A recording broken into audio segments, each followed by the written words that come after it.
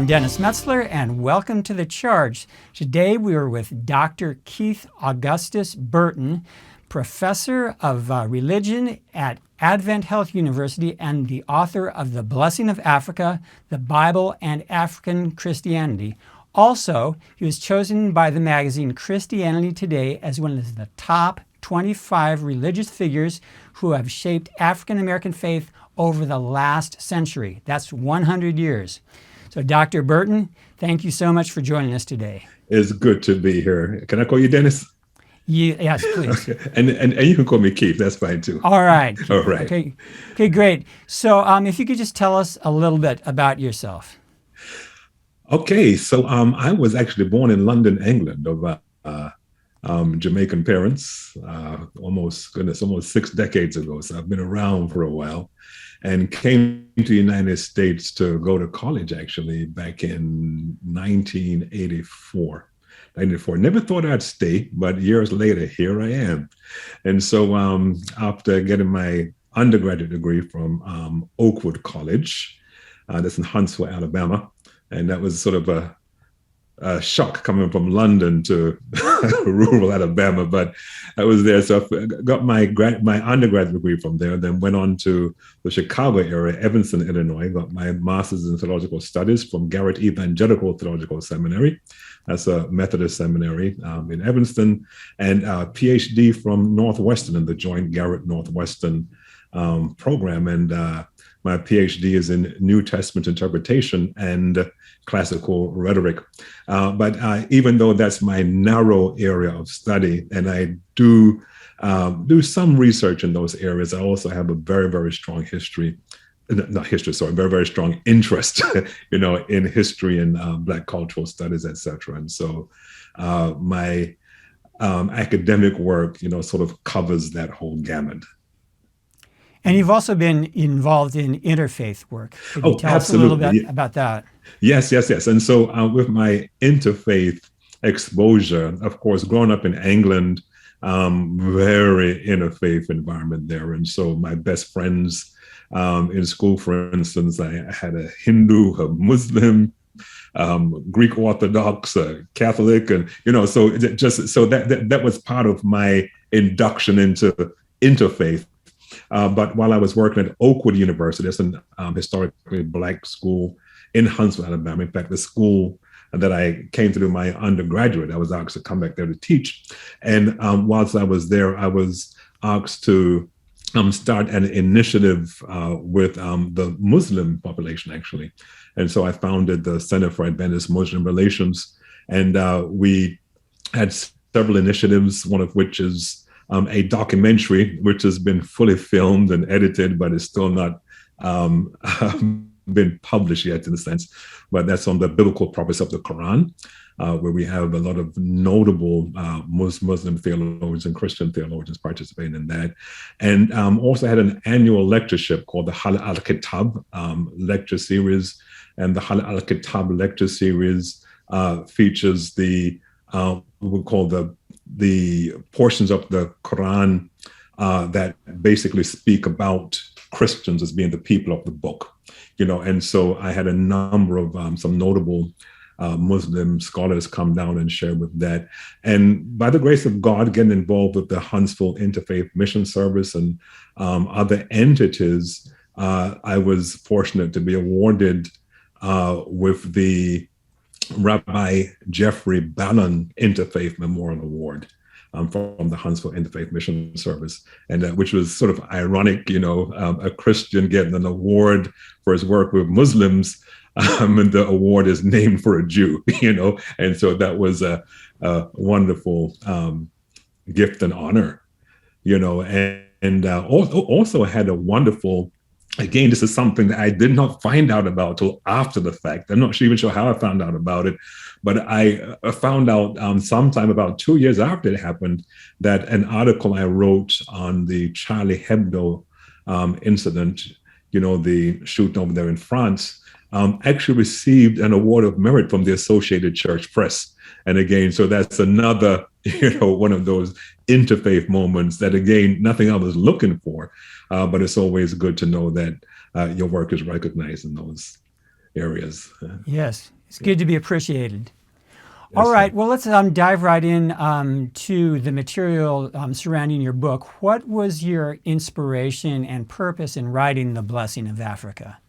Yeah, I'm a lifetime Christian. I grew up in church, and my family was Seventh-day Adventist, but of course I have many different exposures. So growing up, my father would visit out of Pentecostal church and different things, and so I got that exposure. And my oldest brother's a Baptist, and my grandmother grew up Methodist, and my great grandmother was Anglican, etc. And so with all of this, I found myself sitting in church sometimes, particularly in England, and wondering why the church, which became majority Black, it wasn't that way when I was young. I remember my first memories of church, there were just a few Black folk in the church, and by the time I get to a teenager, there were just a few white folk in the church, but the worship was the same, and the symbolism was the same. When I looked around the stained glass window, I started wondering if Christianity was something for Black people. And so as a teenager, I remember deciding that church wasn't really for me. And so even though living with my parents' house, I kind of had to go, but I found my identity more with Rastafarianism, and kind of sneaking at my parents' house on Friday nights and Saturday nights until I was sleeping, going to sort of the dance halls, not necessarily to meet ladies, but that's where sort of the strong Rastafarian theology was being pounded out through the music. And so that's basically where I found my identity. And then, of course, also, my father had a couple of books in the library. One I remember, Your God is Too White, and that one on Black Man's Religion, etc. And I just kind of was drawn to those things, trying to find out why it is that in a religion that doesn't seem to speak to me. And then hearing some things, from the pulpits. I still remember there was a missionary that came to our church when I was a young teenager, and showed some videos from the mission field in Papua New Guinea. And there was some woman with afros, and when they were demon possessed, they would cut a little hole in the afro sort of thing so the demons could come out. And my mother was growing an afro at the time, and the missionary said, no one should have afro. This is a white missionary saying, no one should have afro. So my mother of a sudden decided she was no longer going to have a afro because someone said that it was demonic, so she was demons, etc. And so these are some of the things that were sort of crowded my mentality, that I began to ask myself, what is this Christianity thing? Why is it that everything associated with Black culture seems to be demonized in a sense? And then hearing some of the other myths, like the curse of Ham, and hearing people talk about the curse of Ham, and even being in settings where I would hear Black people thanking God for slavery, because if it were not for slavery, we would not have learned about Christianity, etc. So I thank God for slavery. And so these kind of things just had me wondering, what is this thing? And so when I began to look at the Bible deeper than surface level, and I began to recognize certain things in the Bible, and I said, wait a minute, where is Egypt, and where is this? And all of a sudden, I started looking at the Bible differently. And so I started to do some lectures. When I started teaching on the university level, I started lecturing on the Bible, sort of from an African context. And I was also privileged to be a part of a project by the late Dr. Charles Bradford, looking at Christianity in Africa, etc. And I found myself just, uncovering things that I had not seen before, looking at things through new eyes. And so after a while, I noticed I had a number of lectures in this area, and I thought, I think I have enough for a book, And so I approached InterVarsity and, got a prospectus together, and by the grace of God, their editorial committee decided it was something that they wanted to move forward with. And it took about 4 or 5 years before I actually finished this particular project, but the reason for writing was to sort of, actually twofold. First, I was thinking about the many young Black people, particularly Black men like I, who had the types of questions and sort of left Christianity permanently to join the Nation of Islam and other groups, and developed this narrative that was really reacting against what I believe to be a distorted biblical interpretation than what the Bible itself was saying. And so basically, that's one of the reasons why I wrote, to basically say, hey, step back, take a look at what the Bible is really saying. Don't believe the lies. For instance, the whole thing about the curse of Ham, for instance, there's nothing in the Bible that talks about a curse of Ham. There's a curse of Canaan, but not a curse of Ham. And so just basically just kind of looking at those things that caused a lot of young Black men specifically to turn their backs on Christianity. And number two, for the general population, not just looking in a narrow sense at the Black community, but for everyone to say, hey, some things we do need to rethink. For instance, when we look at Christianity as it is positioned today, many people will think that Christianity started in Norway, and so basically just saying, hey, there's more to this Christianity thing. There's a global aspect of Christianity. And even, I actually teach a church history class now, and I approach it from what I call a concentric rather than a linear history. So a linear history, it kind of jumped from Jerusalem to Rome and then everywhere else, right? But a concentric history, you're starting at the center and seeing how it moves to all the continents, and, uncovering such things like the presence of Christianity in India and China in the 4th and 5th centuries, entrenched presence of Christianity, things that people don't usually think about, and especially the African contribution to Christianity, particularly when it comes to the entrenched Christian doctrines, those things that we hold dear, like doctrine of the Trinity, etc., how they were formulated on what we call the African continent. Okay, good. Well, why don't we move into then, how do you define biblical Africa? This might be a little different than some people would expect.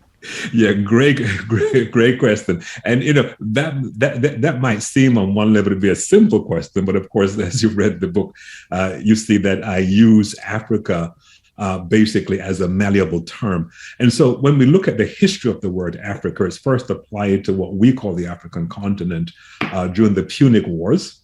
After Scipio Africanus defeated the Carthaginians, the most famous of which, of course, was Hannibal. And they referred to that province as Africanus. This was the Roman province of Africa. And based upon the fact that it moved from that province and we now apply it to the entire continent. And I say continent, quote unquote, because even that is sort of an imperially defined, geographical location. When we talk about a continent, why is it that the African continent stops at the Suez Canal when the Suez Canal was something that didn't come into being until the 20th century, So all of a sudden, like Africa, okay, something else up there, right? And so so I challenged the use of terms. And so I use the term Africa as a synonym to the land of Ham. So in a sense, I'm appropriating language that's been used and imagined, because usually when we think about Ham in religious, at least Christian circles, we're thinking about the descendants of Ham, which most people say, okay, descendants of Ham are Africans in a sense, right? And so I said, okay, let's play with this. And so we have Ham, if Ham is Africa, all right, and Africa is a malleable term, all right.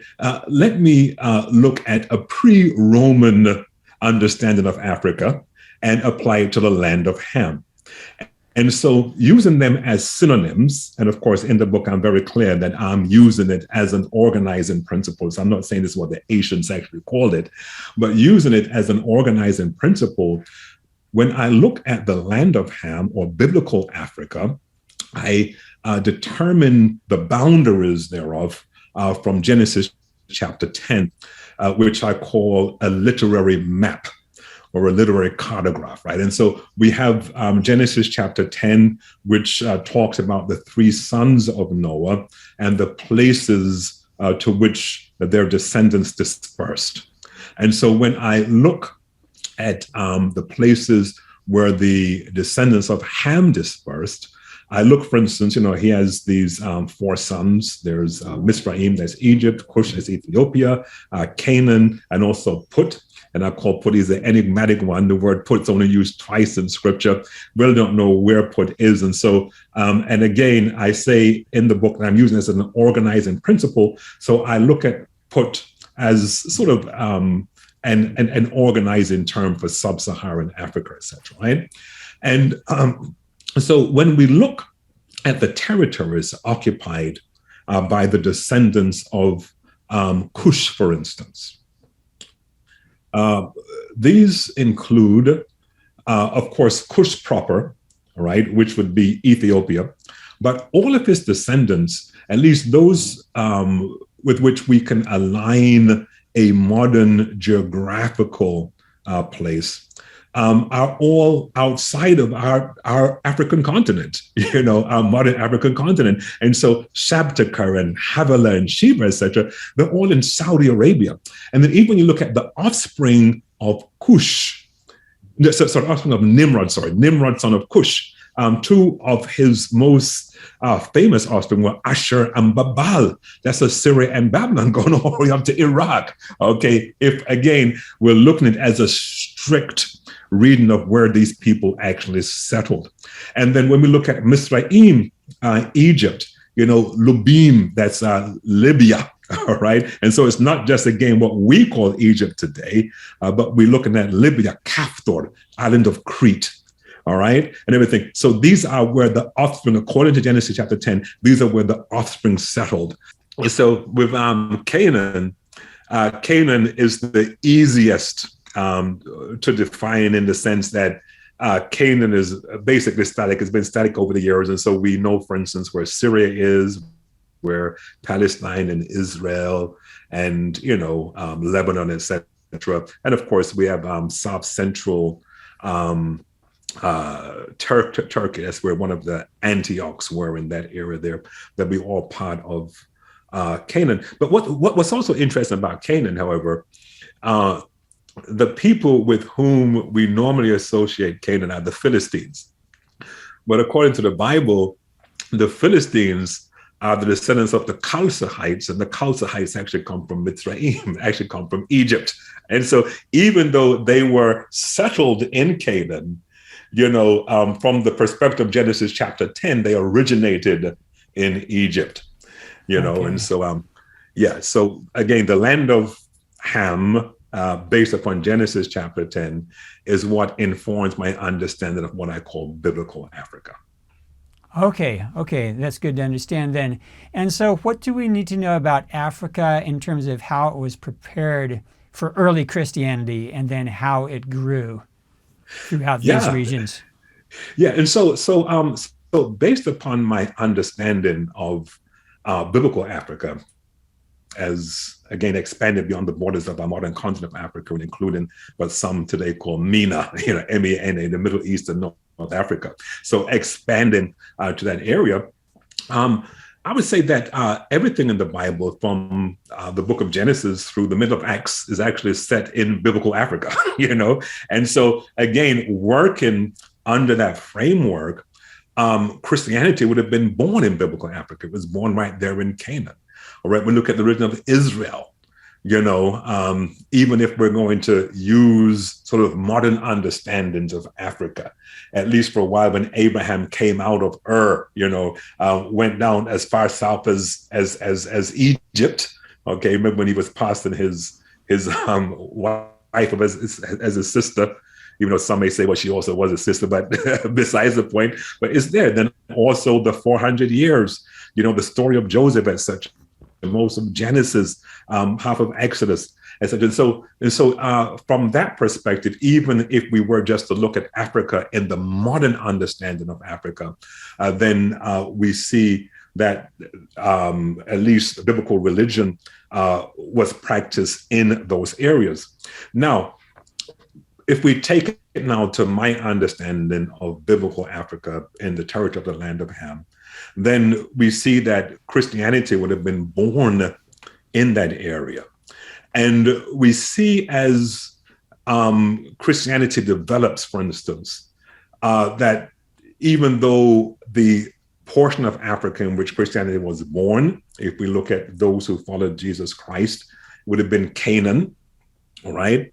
When we look at the later development of Christianity in the first few centuries, we see that 2 of the 4 major centers of Christianity were on our modern African continent. And so 3 of them were in what I call biblical Africa. And so you have, for instance, Carthage, which is, sort of Tunisia, that area over there. You have Carthage, you have Alexandria, all right, which is in Egypt. And then, of course, you also have Jerusalem. And well, actually, one could also, because there was also a school in Antioch, further north, etc. And of course, later on, we have Rome and some other areas. And so when we look at the development of Christianity, particularly when it comes to Christian doctrine, we see that some of the early thinkers, we're talking about, St. Augustine, talking about Origen, Tertullian, Didymus.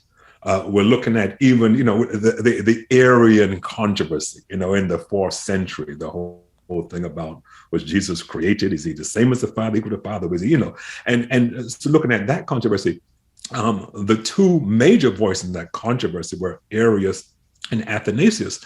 Both of them were clergy people and theologians from Egypt. Okay, when we look at the first time the term Trinity is used in Christian history, it's framed by an African theologian. And my brain is going a little fuzzy right now, not if it's Origen or Tertullian, but one of those was the first ones to term the coin Trinity. All right, to coin the term. Did I say term to coin, but to coin the term Trinity? All right, yeah. So when it comes to the contribution of Africa to Christianity, we see that it's there at the foundation. And there's an interesting book that InterVarsity published shortly after mine, actually. Thomas Oden's, goodness, why am I forgetting Thomas Oden's book? And they actually designed it similar to how they designed mine. But Thomas Oden, he's the Methodist scholar who edited the commentary series, the Ancient Christian Commentary on the Bible. I know I didn't say it right, but anyway, I got them back here. But yeah, and so Thomas Oden, How Africa Shaped the Christian Mind. I think that's what he called it. Right, that sounds right. Yeah, right. Yes. And so he basically, and his basic thing, Thomas Oden, he was saying, as he's writing this Ancient Christian Commentary on Scripture, excellent series, he's thinking, wait a minute, this person's, and after that, he's saying, oh my goodness, so many of these theologians that contributed to understanding of Christianity were located on our modern African continent, because of course he's not operating with the same understanding of Africa as I am, a more expanded understanding of biblical Africa. But even from the modern continental understanding of Africa, he's like, oh my goodness, why haven't we emphasized this before? And hence his work, How Africa Shaped the Christian Mind. All right. And so a few centuries later, Islam comes around. So how was Christianity, what sort of Christianity did it have on Islam? And then likewise, how did Christianity with the Crusades, etc.? Wow. How did they affect each other?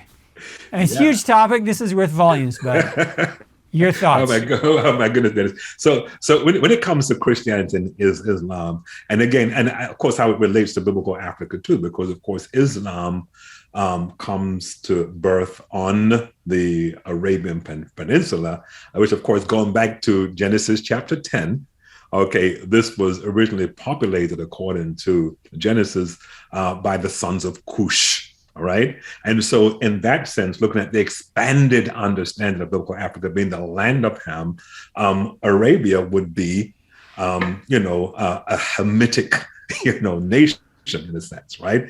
And parts of it would be what I call Semo-Hamitic, and that's a whole other story. But here we have the main body, the main peninsula is Hamitic. So when we look at this area, then Muhammad, and I'm not going to rehearse all of his biography in a sense, but Muhammad grew up, he was orphaned, he was very young, born and grew up in an area on the Arabian Peninsula that was very close to a couple major Christian centers, Christian and Jewish centers, Himyar and Himra. And he was also a traveling salesperson, all right, and or traveling trader. And of course, he married the business owner, and so after a while, I guess he was co-owner of the caravan. But he did a lot of travels up to Jerusalem and different areas. And so he would have been very familiar with the Christian stories. And also in Arabia, in fact, I forget which early church theologian referred to Arabia as the mother of heresies, right? There were so many different new understandings of Christianity just flourishing in the Arabian Peninsula. And so Muhammad would have been familiar with all of these. And in fact, when we look at the Quran, for instance, particularly the narratives relating to the young Jesus, when Jesus in the cradle, being able to talk and being able to heal people from the cradle and everything else, and taking clay and telling the clay to fly, and it gets wings and flies away, and a person who doesn't know the history of Christianity may look and say, oh, why is he inventing all these things? Well, the infancy gospel of Thomas has the same stories, and so there were Christian groups in that region who were teaching the same thing and saying that, this was part of the real gospel, all right? Mm-hmm. And so when we look at the Quran, and we see that what appears is going on there is this person who's coming, claiming to get these visions from the angel Gabriel, calls him Jibril, Gabriel. But when we look at the content of the Quran, we see that you cannot really understand the Quran without understanding the Bible. And so in Al-Baqarah, for instance, the second book of the Quran, over 252 verses, it's a very, very long. And when you look at Al-Baqarah, you're looking at the stories of Adam and Eve, you're looking at Abraham's sacrifice of his son. And by the way, it doesn't name the son. And so you have some people saying, oh, well, they believe it was Ishmael, everything like this. Mm-hmm. Well, I mean, that's not what the Quran says. Okay, so the Quran assumes that the person knows the stories. All right. And of course, when you get to Al-Maryam and Al-Imran, this is Surah 5 and Surah 19, you see very strong allusions to the Gospel of Luke. It's all there. And so when we look at Christianity, its influence on Islam, we see it very much in the Quran itself, but then also in what Muslim scholars will call the first Hijrah. And so Hijrah, that's or Hijrah or Hijrah, that's the Arabic word for flight. And the beginning of the Muslim year, is our Christian year 622, and that's year 0 for Muslims, because that's the year when Muhammad would have made the trek from Mecca to Yathrib or to Medina. All right, and this is the beginning of the of the Muslim calendar, and when we look at why this happens, it was happening because Muhammad and his followers were experiencing persecution from the tribe of his family, because he was teaching you should only worship one God, and they had 365 gods. People would travel from all over to be with the Quraysh. That was his tribe, the Quraysh, and they're making a whole lot of money from these gods. And Muhammad saying, no, there's only one God, and of course they're like, no, you're hurting our business. We can't have this, and so they began persecuting those who followed his teaching, because he began to get very, very influential. And so we speak about the Hijrah, 622, but Muslim scholars would talk about the first Hijrah. And the first Hijrah were the followers of Muhammad who had to flee, not to Medina, but they fled from Mecca to Ethiopia, Abyssinia, okay? And so they fled to Abyssinia because they were being persecuted. And the leaders in Mecca, the Quraysh leaders, they basically sent an extradition order to Ethiopia, to the Negus in Ethiopia. Negus would be the king in Ethiopia. And so the Negus calls the followers of Muhammad to his court. Because remember, at this time, Ethiopia is a fully entrenched, Christian nation, been Christian since the 4th century. And so calls them to his court and begins to interrogate them before he extradites them. And he asks them specific questions about what they believe about Jesus and his mother Mary. Because, of course, Ethiopian Christianity is very orthodox, a very strong emphasis on Mary, the mother of Jesus. And how they answered him, yes, we believe in Jesus, his mother Mary, etc. And the Negus basically said, you sound as Christian as we are. And they basically sent a message to the Quraysh back in Mecca, say, we will not extradite these people. Okay? And so again, we're looking at a time in Christianity, because again, we're going to look at Christianity, the historical development of Christianity. Even today, Christians are united. There's never been a time from biblical days. If you look at what Paul says in 1 Timothy and other places, there's always been division in Christianity. And the same was true at the time of Muhammad, when there were so many different factions of Christianity. It was very easy for people to look at Islam as just another version of Christianity. Mm-hmm. And my theory is that that's one of the reasons why Islam was able to catch root in North Africa so quickly, because there were so many philosophical discussions taking place about the nature of Christ, homoousios, homoiousios, and whether it's hypostasis, or there's so many things coming on there that Muhammad came along and says, okay, just worship one God, Allah, there is one, no God but God. And what I believe is that many people say, forget about the theology and the philosophy. Let's just follow this guy over here, And then if you look. So what happened then, as Islam took power and grew and spread throughout the region, what happened to the church that was strong throughout North Africa? Yes. And so what happens now when we look at the earliest days of Islam, very similar to the early days of Christianity. Because remember, the early days of Christianity, when Paul went to a new town, went to a synagogue. Okay, we look at the book of Acts.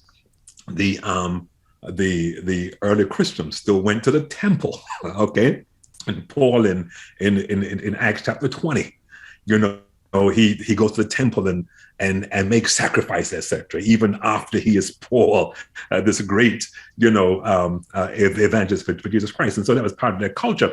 And the same, we look at the period of early Islam, and we see that there were times when Christians and Muslims would worship together in the same place. Muhammad speaks about going to hear a preacher, one of his favorite preachers in Himyar. He would go down there and listen to a preacher from time to time. So it was not unusual for this to take place. But look at this, less than 100 years after the death of Muhammad, we see one of the caliphs, one of the rulers in Jerusalem, deciding he's going to draw a line in the sand.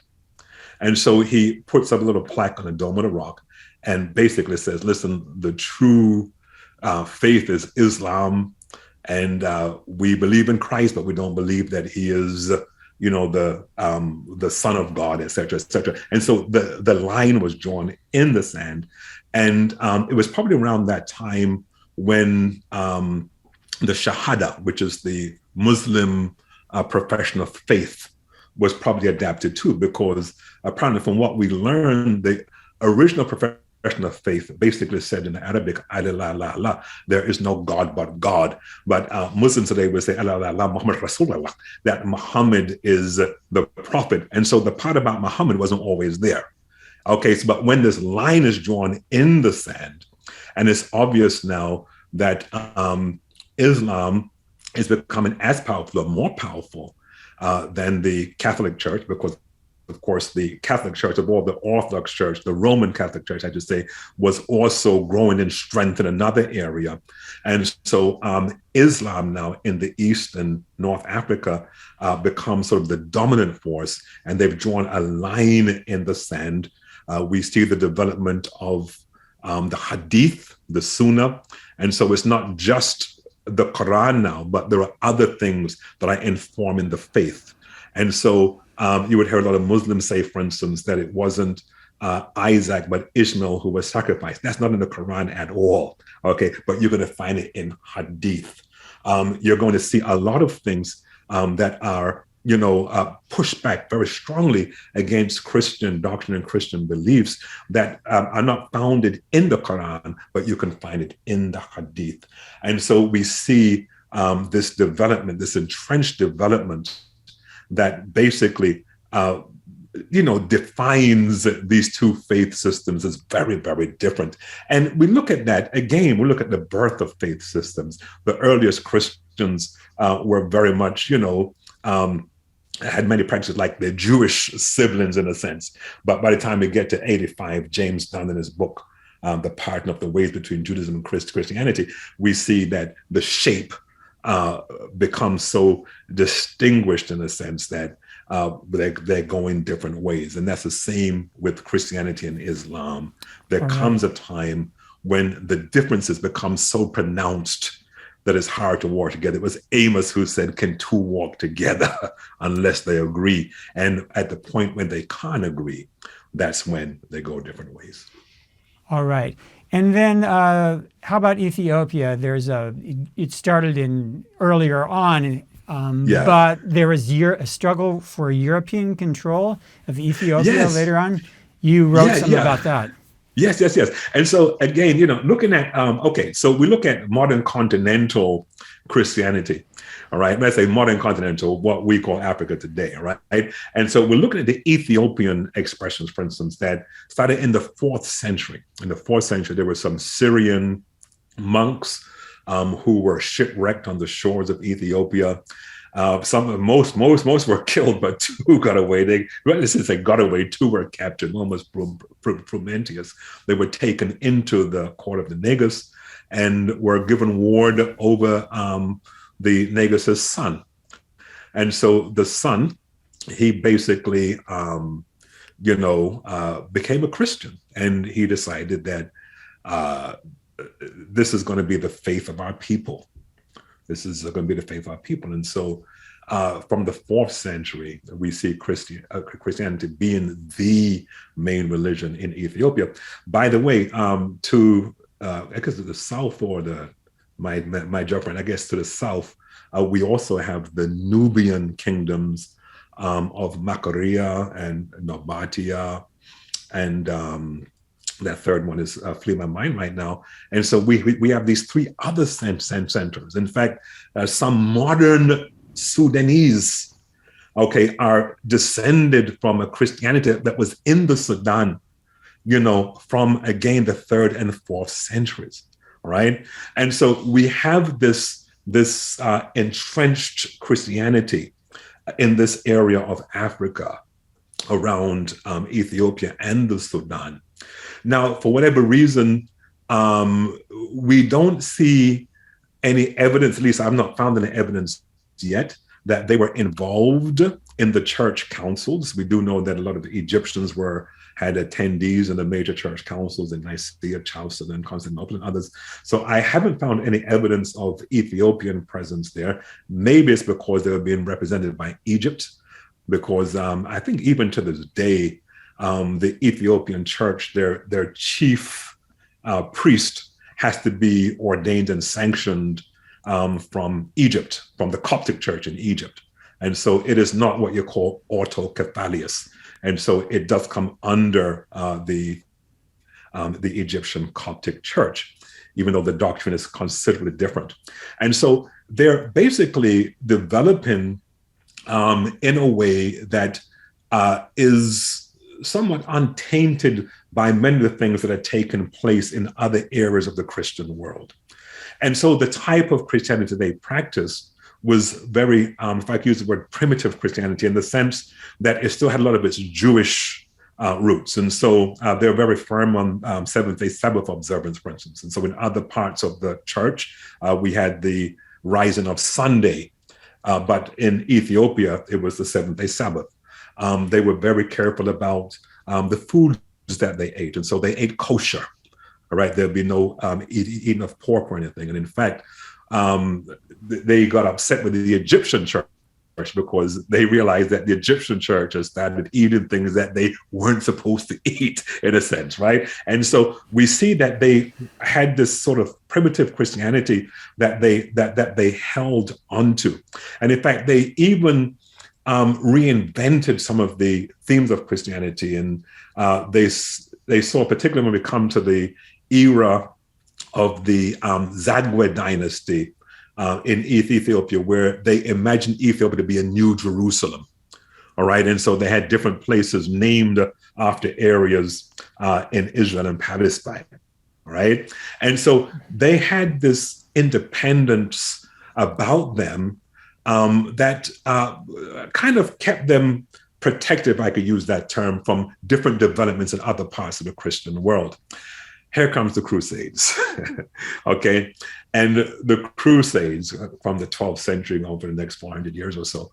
In the Crusades, we find that Egypt makes some quick alliances with Rome, with the West, etc., because, of course, when Rome, and of course, when we talk about Rome, it's not just Italy. We're talking about most of the Western churches were sort of Roman Catholic in a sense. So the French and Richard the Lionheart from England, etc., Philip the Fair, etc., they're all a part of this as they're coming over to fight the Crusades. And what they're noticing, particularly in the battle for Jerusalem,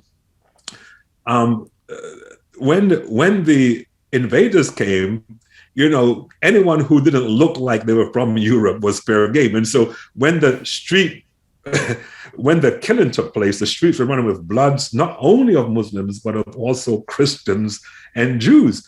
And the Ethiopians who had a place in the church of the Nativity in Bethlehem were actually expelled. So these are Ethiopian priests. Okay, and if you go there to this day, you will still see Ethiopian priests there, because it was interesting. They were invited back by Saladin when the Muslims kicked the Christians out. They said to the Ethiopians, "You can come back now." They're there to this day, even though we talk about battlefields for Christians. The church and the Nativity is where, oh my goodness, those priests are fighting all the time. The Orthodox and the Catholics, everyone, they fight literal fist fights all the time. But anyway, your question had to do with the European sort of penetration into the Ethiopian church. And so here's Ethiopia, sort of protected and insulated from what's taken place in other parts of the Christian world. And Egypt, apparently, when the Crusades are taking place, they're very careful to raise their hands and say, guys, don't come too far south because we're Christian too, right? Okay, so that's was sort of to protect them, even though to the west of Egypt, in the Maghreb, that area there, you had a heavier Muslim presence in those areas, and they kind of knew that they were on the radar, but they wanted to be protected, right? And this is about a time when Egypt began to change some of their sort of Judaic practices, etc., I guess more to align themselves with the way in which Christianity was practiced in Europe. And so they basically are trying to make some changes also in Ethiopia, and Ethiopia say, no, we don't want to change. This is who we are. Okay. And so around the 13th or 14th century, we have some Catholic missionaries coming into Ethiopia. And, they were embraced as fellow Christians, but they're trying now to change the nature of the Ethiopian church from the inside, particularly as it relates to Sabbath observance. All right. And they're saying, listen, the rest of the Christian world, they do this and you're doing this, it should change, etc. That actually causes civil war. All right. And so they were kicked out and everything, kind of held together for a while until about the 16th century when a Muslim, this guy Grand, they call him, that Grand means the left-handed, he was trying to annex Ethiopia, into the Dar al-Islam, into the Islamic Empire. And of course, Muhammad had, he actually wrote and said, listen, leave Ethiopia alone. If you're going to go anywhere, leave it, because they were the ones who gave us protection, sort of thing. But here's this guy, Grand, who was saying, no, I'm not going to leave Ethiopia alone. I'm going to annex them in. And so the emperor at that time in Ethiopia, he reached out to Europe. He says, come help us, please. And so Rome sent some folk over.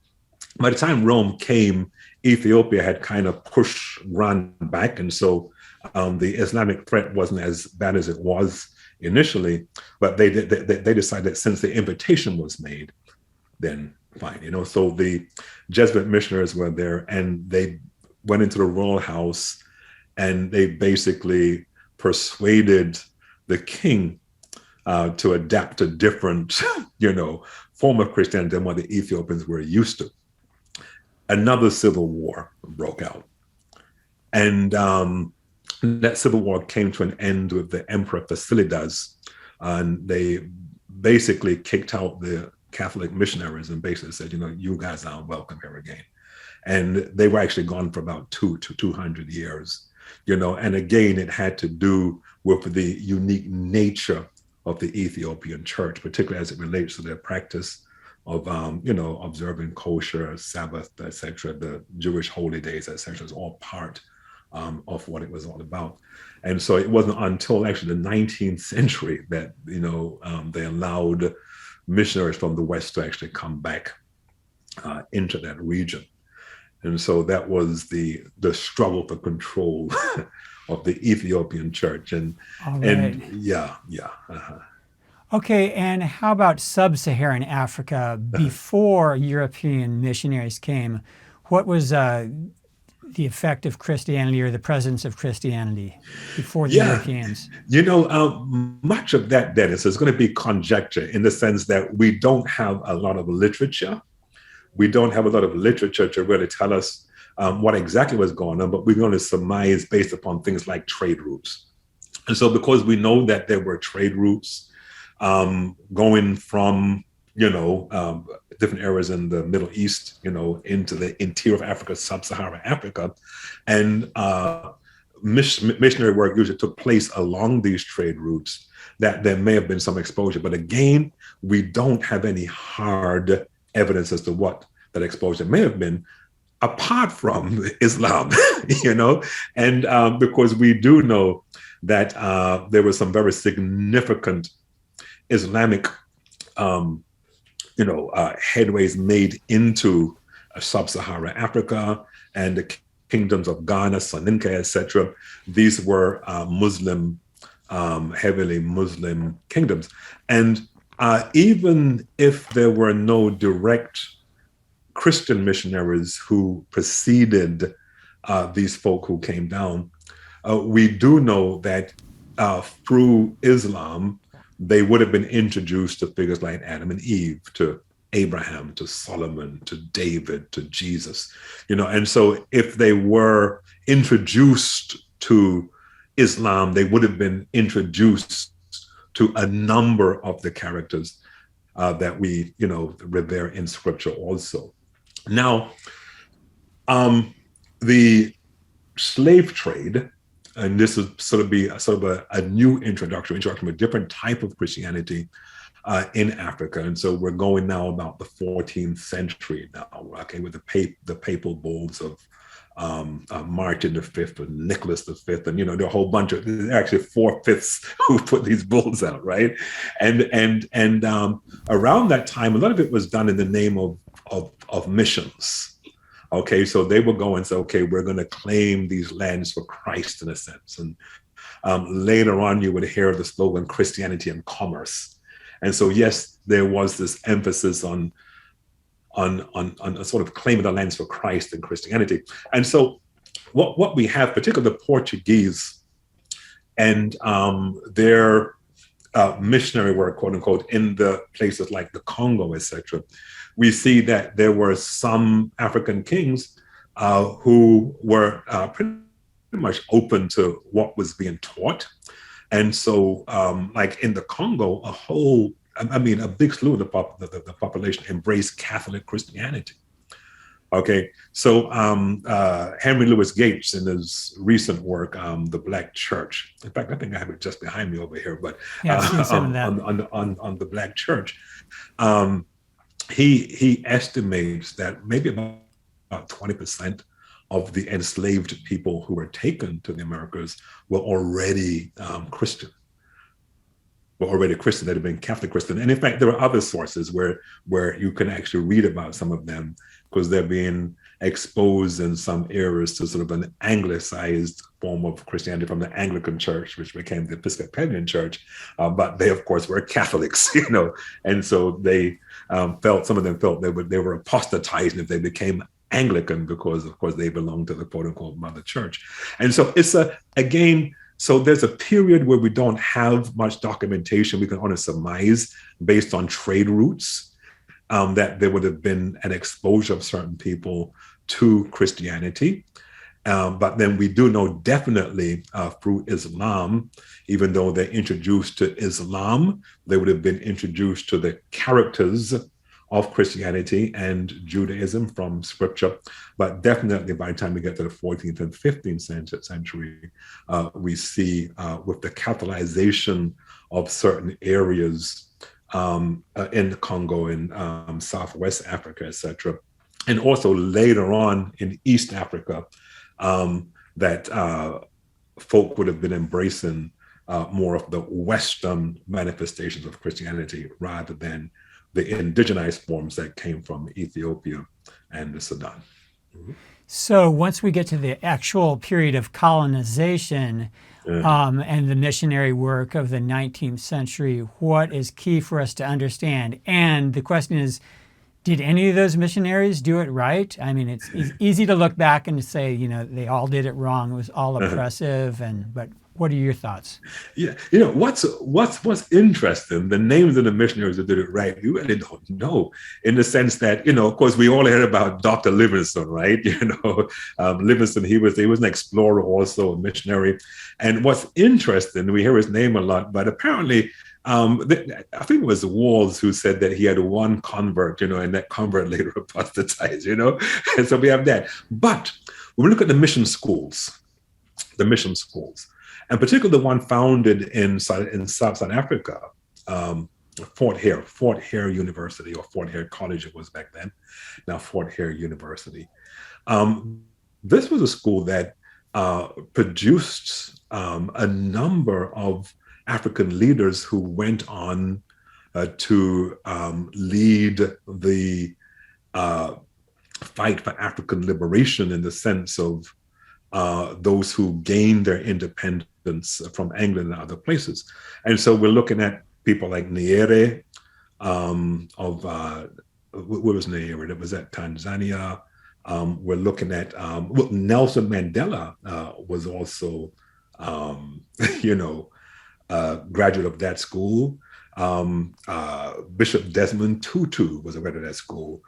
Joshua Nkrumah and Mugabe, even though Mugabe, and I know in my book I speak about the illustrious, leaders, etc. And I just put all the names there without even thinking about, and now in one of the reviews, someone like, how in the world could you put Mugabe amongst the illustrious, but anyway, he was also one of the graduates. And of course, he, along with Nkrumah, led the fight for independence in Zimbabwe against the Ian Smith Rhodesian regime, etc. And so we see that even though there are obvious indications of exploitation, I still remember on the campus of Salusi University, I was there doing some lectures back in, I think it was 1999. And they had me in a home. It was about 2,500 square feet home by myself, right? Right there. And, but there were some other homes in another area that were larger and some other homes that were smaller. And these were all on the campus. And so I asked someone one day about the home. Can you explain these homes to me? And they said, well, the homes over there, the ones that are like 4,000 square feet, those are the ones where the missionaries used to live. and then the small homes where the natives lived. So I said, what about the ones I'm staying? That's a pretty good sized house. And they said, well, we had a native who went to London and got a degree and came back, and the missionary says, well, he can't live with us and he can't live with them, and so they built another house. And then I noticed the cemetery in the middle of the campus, a well-kept cemetery. Looked at the names, and like John Smith, David Bates, etc. I said, who's buried here? They said, the missionaries. So I said, where's everyone else buried? And they took me to a place way in the back of campus, and I was like, wow, But having said that, from that university, there have been many people, because it's there. So even though the example wouldn't be what I would call an example that Christ would endorse, the fact that something was done that is helping to elevate generations after, I don't think we can take away from that. That's a positive thing. All right. And can you talk more about the explosive growth of Christianity in sub-Saharan Africa in the last several decades, including the independent African churches? Yes, Philip Jenkins and next Chris Christen, and also Andrew Walls in his work, they basically sharing. I can go to Elizabeth C.K. and others who've written on this, but we see this sort of refreshing taking place. And I use that word lightly, but I'm using it in an evangelistic sense. Yeah. And so as we look at what's taking place in sub-Saharan Africa, in fact, in the entire global South, we see this new energizing of Christianity, even as Christianity seems to be waning in the West. All right. So this strange things taking place in these two hemispheres. And one of the reasons we see for this surging of Christianity in these areas is the indigenization. We find that the indigenization where we have what some call the African prophets, people like Shember and others, who are basically saying, listen, the imposed European version of Christianity, we don't really like that. So let's find ways in which we can indigenize Christianity and sort of, mold some of our traditions into what we do so that it can be meaningful for us. And so for many of them, to be a Christian meant to sort of give up your identity. I was at a conference a couple of years ago in Kenya, and there was an African professor there. Now he actually teaches in Seton Hall over here right now, but he grew up in Ghana. I think he was a Lutheran, but he grew up in Ghana. And he says when he grew up, the saying was that if you were on your way to church on a Sunday morning and you saw a white person, you could turn around and go home because you've already seen Jesus. Yeah. Wow. Okay. All right. And so that is the depth of how some people would have resisted Christianity, seen it as a tool of the colonizer and saying, hey, this is not for us. And so I think a lot of the indigenous leaders who became the founders of what we call the IACC, the Independent African Christian Churches, they said, okay, listen, we need a Christian that speaks to us. And it's a Christian that recognizes the role of culture in Christianity. There are a lot of people, I hear people all the time say, there should be no culture in Christianity. Well, we are cultural beings. There's always going to be culture, right? And so they basically are saying, okay, what aspects of African culture can we have in the way in which we practice Christianity? And so we see, again, this massive resurgence until we get to a point where both Walls and Jenkins estimate that, in fact, they said by 2020, and I haven't checked the numbers. This is about 5 years ago. They said by 2020, the majority of Christians on the planet, they said, will be actually in the global South, a large percentage in Africa. And so we see that taking place. I'm a little more critical as I look at growth, because yes, we can look at growth in terms of numbers. numbers, and from a numbers perspective, we do see this proliferation, this exponential growth is there, but I'm always challenged with qualitative growth. And in other places, for instance, I've challenged the way in which we measure Christian success. For instance, I think I mentioned it in the book. If not, I've published it somewhere else. But Rwanda, for the Belgians, was the pinnacle of missionary success. Over 90% of the people professing Christianity. But we know what happened after 1993. We know what happened. So is this the Christianity we really want to celebrate? A lot of the mega churches that we have today in Nigeria, there are mega churches, 25,000 people coming out every Sunday. Some of the richest men in Nigeria are pastors. Our pastors, yes. But if you look at the way in which the manipulation is taking place, etc., there was a group in South Africa where this Christian leader had the people in the back eating grass. They were literally like cows eating grass. And in my mind, I'm saying, okay, the numbers, are there, but is this what we really want to celebrate? Is this really reflecting the movement that Jesus Christ left behind? Well, do you see a renewal movement in the African churches that is actually about discipleship and true worship? Or what do you see in terms of quality on the good side? Yeah, so on the good side, and I'm thinking about some things I've seen in Ghana, where young people are kind of, and I don't know if this movement has a name because, there are times when movements begin to disintegrate when they get a name, right? Okay, but there are some young people who are thinking about, okay, what does it mean to be a Christian?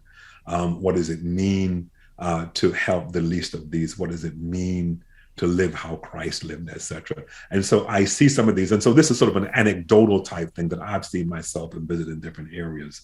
Some people who are being sort of serious about the message of the gospel, And so, yes, I don't want to put any motivation on the many people who are coming to the church, even with the theatrics in a sense. And I think that's a good thing, because being in the space, being in the area, in the same way how we see that even though some of the missionary decisions may have been destructive, there were some things that were left in place that acted as a foundation for liberation. And that's what I hope for Africa today. That's what I hope for Africa today, that even as you see those who may be seriously concerned with making a real difference in society, and you see others who see some of the commercial benefit of Christianity, as they look at, for instance, and again, what we do over here influences a lot of what takes place over there, right? And so they've seen what is being done over here and saying, hey, we can do it better, that sort of thing. But hopefully, as Paul said, and even Jesus himself, when people were casting out demons, and he basically said, listen, if it's working, that it works, sort of thing. And Paul, he's basically saying, hey, they're preaching Christ, may not preach Christ the same way I preach Christ, but I'm just glad that Christ is being preached. And so ultimately, even as we assess things through a critical lens, I'm glad that Christ is being preached. All right. And next question, actually, we're going back a ways. The curse of Ham, it's been interpreted in various ways. Various myths have come about because of that. So what's the history of that, and how has it really affected people, and what is your counter to that? Yeah, my good friend, Dr. Benoon Diop, he's the Adventist representative to the United Nations. He presented an interesting paper some years ago at a conference where we both presented, and it was simply titled "The Autopsy of a Mythical Curse." Right, and so we so easily talk about the curse of Ham, but again, there's no way in the Bible that uses that term. So Genesis chapter 9 speaks of an incident in a very few verses where Noah experiments with grapes and didn't realize if you leave it on the ledge too long, it's going to turn into, I guess some sort of Sauvignon or something. Okay, so he drinks a little bit too much, gets drunk, and the text simply says that his son Ham saw him naked, came out, told his brothers backed up, covered him. When Noah awoke from his wakenness and found out what his son Ham had done. And these are the exact words from Genesis 9:25 through 27. I'm not going to say the exact words, because I'm not going to quote the Hebrew, but it's just like, and he basically says, "Cursed be Canaan.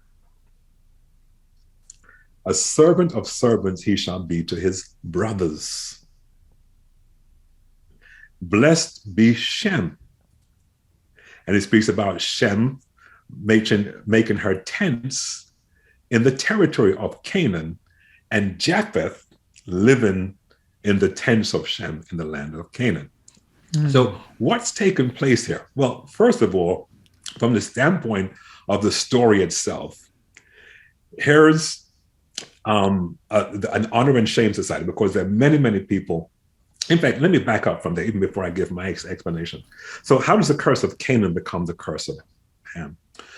We do know that there was something in the Jerusalem Talmud, I think dating back to maybe about the 4th or the 5th century, where some of the rabbinic Haggadah, when they look at what this curse is all about, turned it into something racial, and it has Noah saying things that we don't find in the scripture. So Noah saying, because you extended your lips or something, your lips shall be bloated, and because you twisted your neck, your hair shall become curly, etc.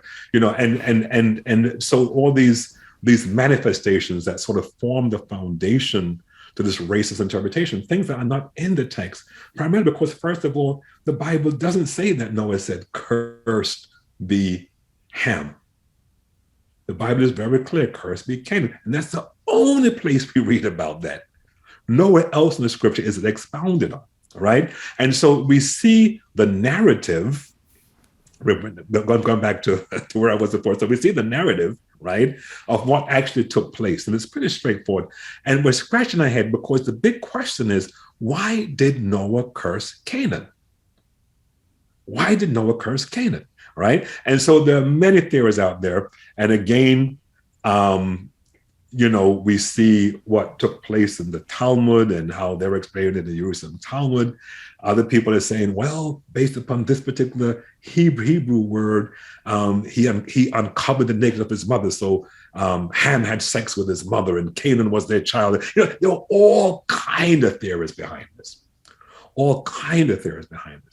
Right? But how I see it is, listen, theoretically, yes, and that's the only thing that we can do when we seek to answer the question, why did Noah curse Canaan? I'm looking at it through the lens of honor and shame. When these societies dealt with honor and shame. And so it was shameful, it was dishonorable for his son to see his father naked. The Bible says that Ham saw his father naked. What did Ham do? Ham came out and told his brothers. His brothers covered the father, right? Ham wasn't a part of that. Why? Because Ham was embarrassed. He was shamed. He had seen something that he should not have seen. The father, by the way, this is a guy who is still hungover. He's just waking up. He's still hungover, right? Okay. And so he makes this pronouncement. Now, in the Blessing of Africa, I refer to it as a prophetic curse. And a prophetic curse in the sense that what Noah is doing here, as we utter it, and I'm not sure what perspective your listeners are coming from, but I'm coming from the perspective that, somehow the Holy Spirit works mysteriously through the words of the scripture, right? And so as he utters this, maybe even unbeknownst to him, what he's doing, he's prophesying a reality about what's going to take place in the territory of Canaan. All right. And so in this territory of Canaan, this territory, this land space, he says, a servant of servants he shall be to his brother. So in Canaan, if we look back throughout history, there was a time when at least two Egyptian dynasties annexed Canaan. Who is Egypt? Egypt is one of the brothers of Canaan, right? And so a servant of servants. And then we see Cush. Remember the Assyrians and the Babylonians from Nimrod, the son of Cush, right? So they also annexed Canaan under the Babylonians and the Assyrians. A servant of servants, this land shall be to his brothers. And even the Philistines, as I mentioned earlier, they're from the Cusnahites, descended from Egypt, and they were permanently there. The land served them too. And it says Shem, blessed be Shem, Shem is going to pitch her tents in the land of Canaan. So we see what happened with the Israelites, Shem, from Abraham, from Abraham, all right? And also the Elamites, that's Persia, okay? Who is Japheth? Well, Japheth, if you look at the progeny of, or rather the descendants of Japheth, it seems to be a lot of them settled in Europe, okay? Joktan and others in Europe. And so we see Japheth living in the tents of Shem in the land of Canaan. And so we're looking at the Greeks and the Romans, etc. And to this very day, that geographical area is a hotbed of conflict. And so looking through spiritual eyes, and so I could look strictly through scholarly eyes. And of course, this wouldn't work in a scholarly meeting.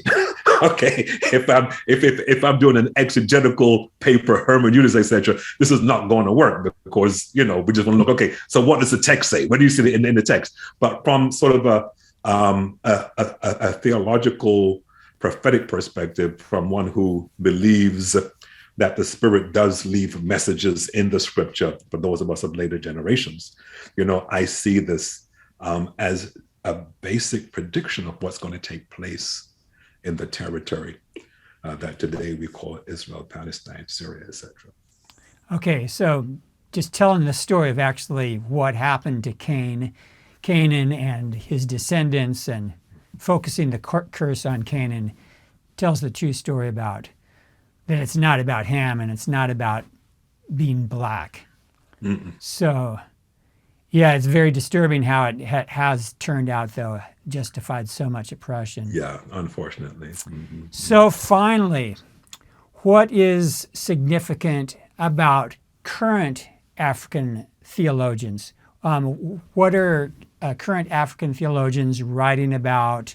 What's the practice they're emphasizing? What's significant or even controversial there? Okay. So, of course, when we look at theology in Africa today, there are some interesting groups, the Society of Biblical Literatures, at least one seminar of African theology. I'm involved with something called the Transatlantic Roundtable on Religion and Race, and we met a couple of years ago in Kenya, and there was some African thought leaders and shapers there. And a lot of what's taking place now, there's, of course, traditional theology taking place, in the sense of using the conventional, what word am I looking for? It's sort of the conventional themes, investigating some of the conventional themes that we're going to find in standard European theology, etc.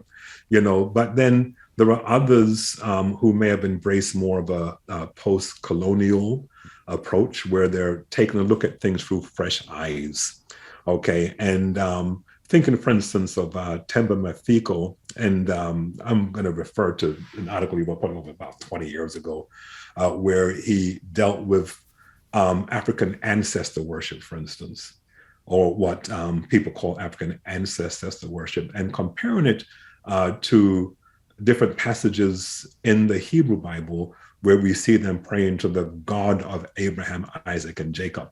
And so what he's basically saying is that it may seem like they're worshiping the ancestors, but they're worshiping really the God of the ancestors. And so just finding ways in which you know, new eyes, African eyes, can take a look at the text and provide alternative understandings that may, you know, stand up to scrutiny with the wider scholarly audience. Because, again, I think it's important whenever scholarship is done that particularly biblical scholarship should not be sociology and should not be sort of ethnocentric, egoistic readings of the text where we only see ourselves in the text. But even as I wrote this book, for instance, my aim was to write in a way that anyone can read and see, but it's not just written for one audience, but for all audiences. And as I look at what's taking place in African theology now, particularly African theologians, because, you know, there's African-American theology and there's Black theology, and of course, we have African theology. You know, it seems if that this interest is there, Tim Mafiko and others who want to write in a way where they're taking their African eyes to look at these biblical stories so that others who may be looking from their own eyes, whether they're Asian eyes or European eyes, can look and say, aha, I see. All righty. Okay, wow, we've covered a lot of ground today, a lot of centuries. So I'm Dennis Metzler. You've been listening to The Charge. We've been with Keith Augustus Burton. And you can check out his book. Follow the link below. It's The Blessing of Africa, the Bible and African Christianity. So Keith, thank you so much for joining us today. Thank you so much, Dennis. All right, peace to everyone. I'd love to hear from you. Please email me at thecharge.info@gmail.com. Please check out our other videos. Don't forget to hit like and click on subscribe.